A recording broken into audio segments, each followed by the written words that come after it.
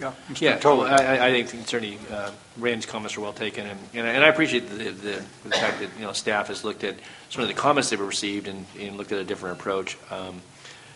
And certainly, as some of the comments have come in, they saw the 200-year because it's yet undefined. I mean, there's an idea what it means, but it's not defined, and so they see that as being rather onerous. But I do think that again, recognizing this is on risk reduction, the chapter, but I think that this there's a lot less known about this particular approach, and that I guess one of the concerns I would express is that if it gets even embedded in this regulation, that it may address the issue in a way that's I guess kind of super conservative in its approach. On the other hand, I think it then becomes a launching point for others to begin using the 55 inches, and that people may see that as being a good thing or not. And I think certainly the economic impacts need to be known, though, to both certainly the flood risk, what that presents in loss of life or property damage, but this, certainly science will have some, some influence on this as to, timing and how it gets calculated and all the various things. But I think given the two choices here, I think that the 200-year levy is, again, that's fraught with some issues, because certainly in the rural areas you're not going to get, you're lucky to maintain the 100-year protection, and yet the flood-proofing approach does allow folks to elevate, and if you have, as Mr.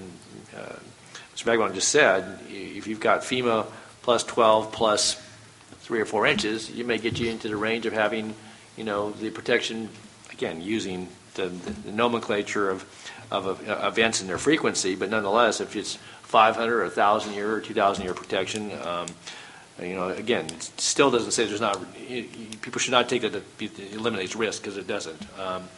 And I think it's important to put people on notice if you're going to have them living certainly in areas where there are definite risk of flood. On the other hand, I think what's being proposed would just make it infeasible, and that may be some of the intent behind it. On the other hand, 200-year makes it difficult enough because that's not defined, and I know you had lots of comments from a whole lot of folks about that, because the standard that people are trying to work to get to is FEMA plus 1, the 100-year, and we're going to be a long time getting there in some areas of the Delta if we ever get there on that. Well, I go back to the proposal I had made earlier, is why don't we just simply prohibit urban development within the designated areas, flat, cold, and hard. But we decided not to do that because we want to leave the opportunity for development.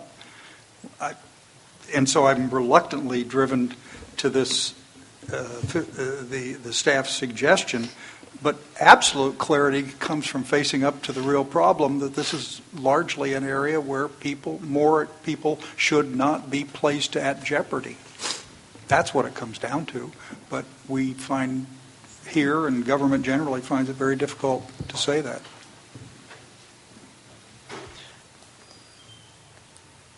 Dr. Goodwin?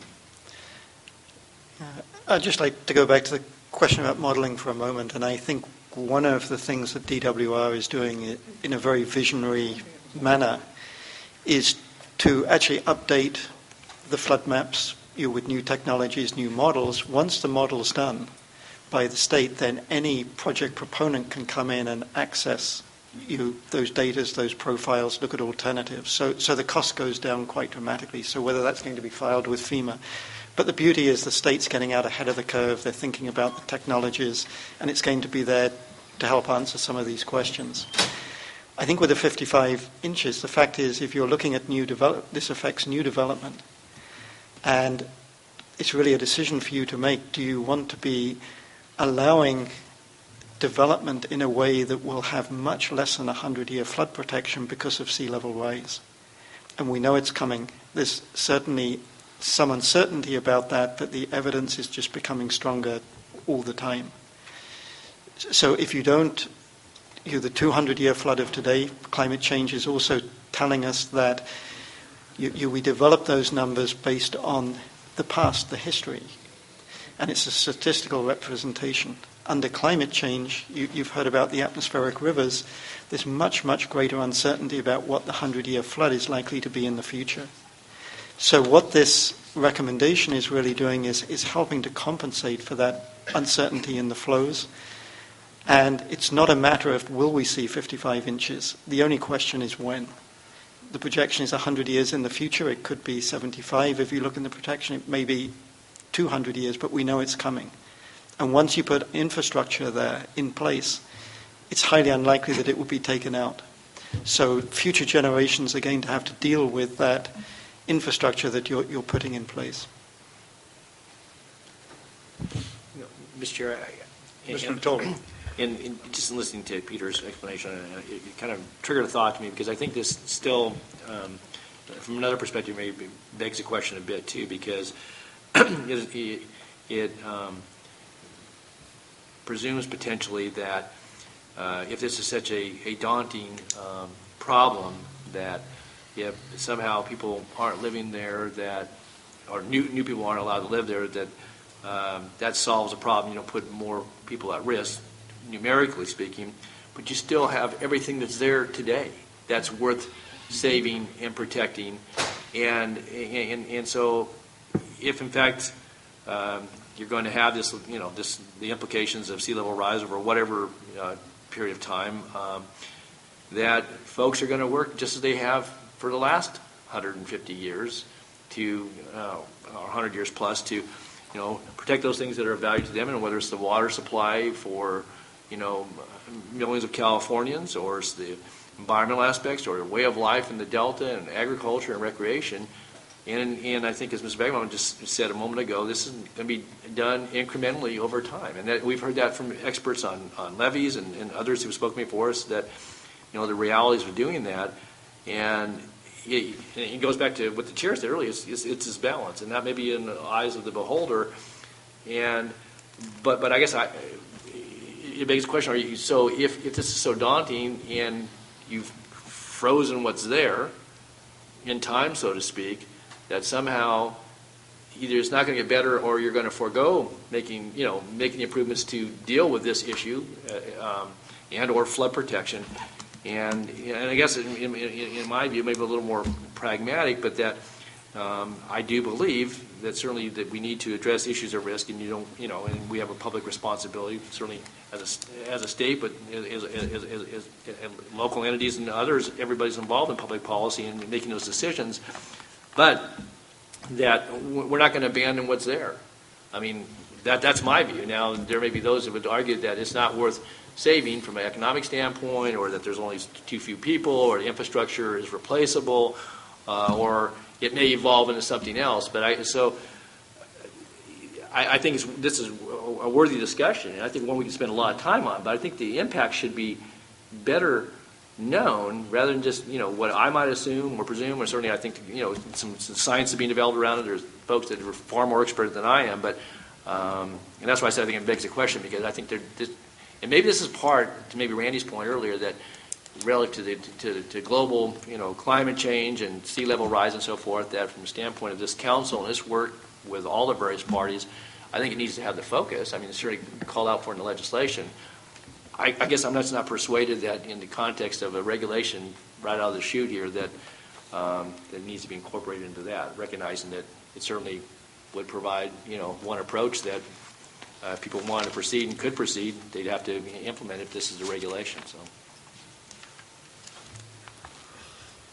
Mr. Chair, I'm prepared to support the staff recommendation. It puts out as a marker what the legislature has asked us to do, account for a 55-inch sea level rise. It's the first step towards addressing that, and unless there's compelling reasons to do something otherwise, I'm prepared to support the staff recommendation. Okay. All right. I have not received any blue slips about people who want to talk about this, so any further questions by staff? Okay, I want to make a motion. Move to.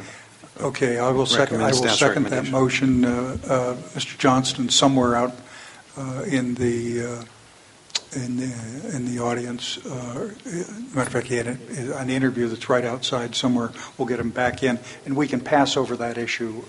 Yeah, 'cause and let's just pass over that issue and come back to it. Well, maybe easier for you because I'm not prepared to support the recommendations. I heard that. Okay, well, no, okay, Gee. so so I don't know if 3 gets it done for you or not, so. Well, it's down to you. Okay. All right. Let's go to RRP3, which is floodways. Now, Mr. Ringelberg had talked about that in an earlier comment. Mr. Ringelberg, I assume you wanted that to apply to this section, and your comments to apply to this section particularly. Is that correct? I did. Okay. Okay, please come forward. Well, would you like to hear the staff's opening Oh, remarks? Dan, I'm sorry. That's all right. Yeah. My apologies.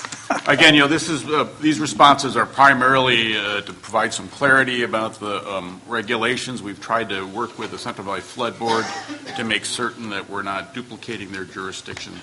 And also, we're responding to Yolo County's observation that only the portions of the Yolo bypass below the roughly Interstate 80 are within the delta. So we want to eliminate the reference to the Fremont Weir. Okay, Mr. Ringelberg.